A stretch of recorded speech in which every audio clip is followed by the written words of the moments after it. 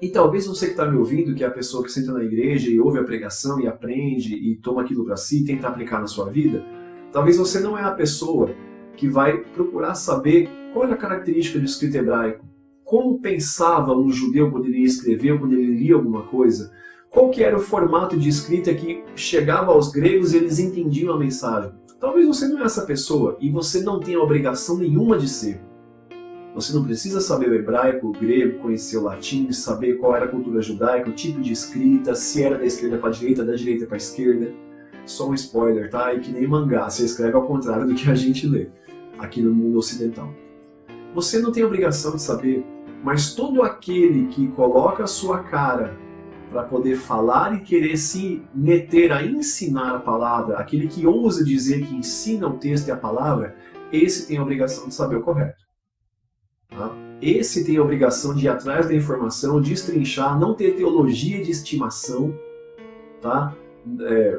Claro que assim, sempre há uma tendência de ser fiel à denominação que você congrega e à linha teológica que ela adota. Tá? Eu, no caso aqui, eu sou não muito ortodoxo nesse ponto, porque prefiro ser fiel ao texto que dá base para a denominação, e não a denominação que faz uso do texto. Mas quem se propõe a ensinar tem a obrigação de saber essas coisas.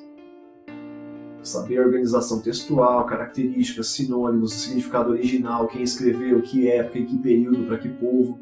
Quem se propõe a ensinar tem essa obrigação. Ok? Me estendi um pouco nessa parte aí, mas vamos lá que tem mais um exemplo. Nós temos aqui um outro exemplo que está em Apocalipse 11 e 12, que eu tinha mencionado anteriormente também.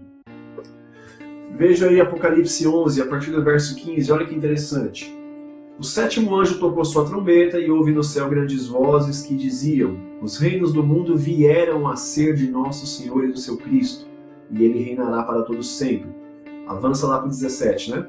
Dizendo: graças te damos, Senhor Deus Todo-Poderoso, que é, que era e que há de vir, que tomaste o teu grande poder e reinaste. Iraram-se as nações e veio a tua ira, e o tempo dos mortos para que sejam julgados, e o tempo de dares o galardão aos profetas, teus servos, aos santos e aos que temem o teu nome, a pequenos e a grandes, e o tempo de destruíres os que destroem a terra. Então, ó, só para a gente entender aqui, o Apocalipse ele tem, além da prolepse, outras duas características que eu não vou tratar hoje, né? Eu vou só dar um spoilerzinho, qualquer coisa se quiser você pesquisa, mas tem a analepse, que é uma outra ideia, e tem a estrutura escrita em grego que chama quiasmo, que você escreve sempre ela em X. Você começa os argumentos, chega no ápice e depois você retoma aqueles argumentos. E eles sempre vão se conectando e as informações vão aparecendo de formas repetidas. O Apocalipse traz várias formas disso acontecer. Tá? Mas isso é para outro vídeo, vamos ficar só na prolepse. Percebe que aqui em Apocalipse 11, que é exatamente metade do livro, é tocada a sétima trombeta e Jesus vence. E é vencedor. Os reinos deste mundo vieram a ser do Senhor e do seu Cristo. Veio a ser dele, pertence a ele. Ele reinará para todo sempre. Resolvido. Tá? Aí tem o cântico aqui. Graças te damos, Senhor Deus Todo-Poderoso, que era, que é e que há de vir. Né? Há de vir para a terra para governar fisicamente de forma definitiva. Que tomaste o teu grande poder e reinaste. Aqui Jesus já detém o poder. Mas espera aí, capítulo 1 de Apocalipse, Jesus já aparece glorificado em meio aos castiçais e dá visão para João. Apocalipse 4 e 5, você vai ter ali o cordeiro, que era o sacrifício, que acabou de ser sacrificado, e aí ele é digno de abrir o selo, porque ele já recebeu o poder e a autoridade, é o leão da tribo de Judá. Ali ele já é vencedor e já é digno. Aí aqui ele é de novo, no capítulo 11, tem umas linhas aí teológicas aí que eu falo nisso pira, né? Porque lê o Apocalipse como linear, do 1 ao 22 é uma história corrida, mas não é. Aqui no 11, tudo está consumado. Qual que é a prova disso? O que vem depois no 12. Antes da gente falar do 12, olha que interessante. Né? Tomaste o teu grande poder e reinaste. O poder já é dele, os reinos deste mundo passaram a ser dele, ele é vitorioso sobre tudo. Tanto que as nações ficam iradas. E veio a tua ira, a ira do Cordeiro. Então veio a tua ira, ou seja, Jesus veio ao mundo, eu entendo isso como um arrebatamento, O tempo dos mortos, né, a ressurreição, porque aí tem finalidade. O tempo dos mortos para que sejam julgados. Esse julgamento você vai ter em Mateus 24. Nós vamos chegar lá num determinado episódio e eu vou voltar nesse texto. Então veio a ira do Cordeiro, né, o julgamento sobre o mundo, uma vez que o mundo é dele, pertence a ele, os reinos foram dados a ele, o poder é dele. Veio a ira dele sobre as nações que também ficaram iradas com ele. Veio o tempo dos mortos, né, todos ressuscitam e vão ser julgados.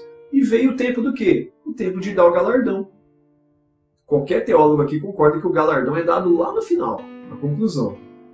E o galardão é para quem? A recompensa. Profetas, servos, santos, aos que temem o teu nome, pequenos e grandes. E olha só, e o tempo de destruir os que destroem a terra. Então aqui não é um julgamento contra o povo, aqui é um julgamento sobre aqueles que não servem a Cristo, que não são igreja. É o tempo de destruir os que destroem a terra. Aqui é o fim de todas as coisas, é a última batalha. Então concluiu no 11.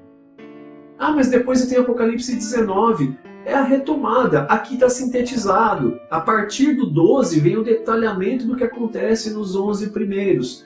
O primeiro capítulo é o que? Andando pelos 7 castiçais. Aí você tem capítulo 2 e 3 de Apocalipse, que é esse período da igreja até a vinda de Jesus, dividido por 7 igrejas simbólicas da Ásia. As igrejas são simbólicas. Por quê? Porque alguns creem, né, que na sexta igreja, né, tipo a Ordem da Hora da Tentação, é a igreja do arrebatamento. Ah, mas tem uma 7ª igreja que vem depois, que é o eis que estou à porta e bato. Então depois de arrebatada ainda tem uma outra igreja, então não é toda igreja que é arrebatada? E as 5 primeiras? Ah, mas as 5 primeiras estão mortas. Então nós vamos chegar nisso, mas isso é uma grande viagem, cara. Tá? Então veja, você tem uma retomada a partir do 12. Entenda, Jesus venceu e já chegou na 7ª trombeta, no capítulo 11. A 7ª trombeta é a última de uma sequência de 7, que Paulo também fala sobre o toque da última trombeta, que Jesus fala em Mateus 24, que é o toque da trombeta, né, os anjos viriam. Nós vamos chegar lá, vai ter um episódio só para isso, eu vou voltar nesse texto. Eu estou apresentando aqui a prolepse. Jesus venceu no 11, e olha a retomada no capítulo 12. E deu à luz um filho homem, que há de reger todas as nações com vara de ferro, e o seu filho foi arrebatado para Deus e para o seu trono. Aí lá no verso 11, eles o venceram pelo sangue do Cordeiro, venceram quem? O dragão, a besta? E pela palavra do seu testemunho, e não amaram as suas vidas até a morte. Para a gente entender a prolepse, aqui é o capítulo 12, 12 é depois do 11, até aí beleza, né? Mas olha só, deu à luz a um filho que há de reger as nações, em Apocalipse 12, 5. Mas no 11, essas nações e os reinos deste mundo já vieram a ser dele. Percebe que é uma retomada? O seu filho foi arrebatado para Deus e para o seu trono. Isso em Apocalipse 12. Mas ele já é vencedor, ele já está no trono no 11. Que se você voltar a Apocalipse 1, ele já está glorificado, andando entre os castiçais. Apocalipse 4, o leão da tribo de Judá é o cordeiro que foi morto e se achou digno de abrir os selos. Tá vendo? O 12 está dizendo uma realidade que iria acontecer, mas nos primeiros 11 capítulos de Apocalipse já veio acontecendo paulatinamente.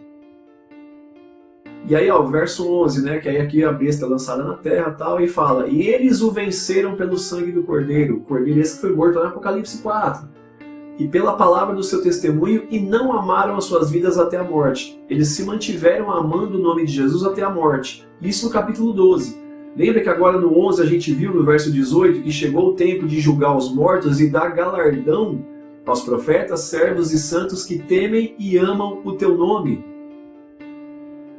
Percebe que no 12 ele está dizendo realidades que a gente viu que já tinham acontecido inclusive no 11 anterior. Prolepse é uma retomada. E todo o livro do Apocalipse é dessa estrutura. Você vai ter sequências ali de selos, de trombetas e de taças. Nós vamos estudar isso depois, futuramente. Talvez não nessa série, mas numa específica do Apocalipse. São os mesmos 7 eventos. Você acredita que a mesma coisa, os mesmos 7 eventos acontecerão 3 vezes sobre a Terra? Claro que não, são retomadas. A diferença é que o selo eu estou conferindo a autoridade para executar, a trombeta eu estou anunciando que vai ser executado e as taças é a execução em si. É a mesma coisa. O conceito de prolepse é fundamental para você entender tudo que é escatológico, tudo que tem a ver com o cumprimento das profecias e o fim das coisas. Tá?